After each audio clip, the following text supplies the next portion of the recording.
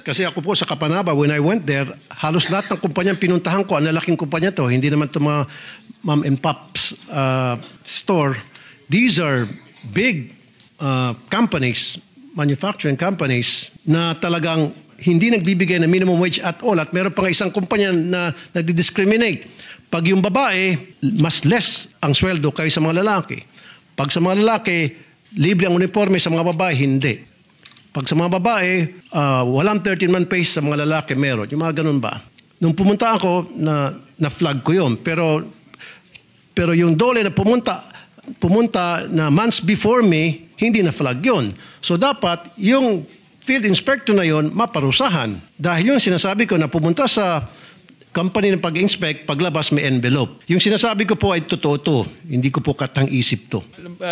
Mr. Chairman, Mr. President and Senator Raffy, meron ho silang 1,200 field inspectors nationwide. Okay. 1,210 to be exact. Which I think konting-konti to considering ang registered business sa buong Pilipinas is more than 1 million. That's correct. Pero doon po sa katanungan niyo po, wala pa raw ho silang nadi-dismiss na field inspectors. Wala man lang napaparusahan? Parusahan. Then Dole is not doing their job. Baka magbagong isip ko. Baka ipitin kong budget nyo. Kung gano'n, magsisinungaling kayo sa akin. Ako mismo ang chairman ninyo. Ako mismo mag-iipit ng budget ninyo. Kasi nakaka-high blood. Not on my term. Ako bilang chairman ng Dole, hindi ako papayag na mayroong naapi ng mga manggagawang Pilipino. Baka ho yung kanilang field inspector, anghel po to. No? Dahil wala hong naimbestigahan, wala pong natanggal, wala pong sinumbong.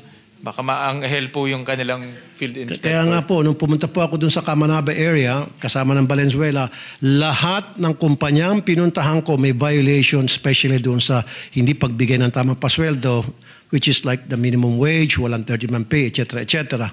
So, ano nangyari dun sa mga field inspectors na yon? And then, na-check ko na na-inspect yun prior na pagpunta ko. Months before I went there. It was inspected. And yet, nakalusot. So, dapat, yung mga field inspectors na yun, parusahan. Give me the name of those field inspectors and I want them suspended or worse, dismissed.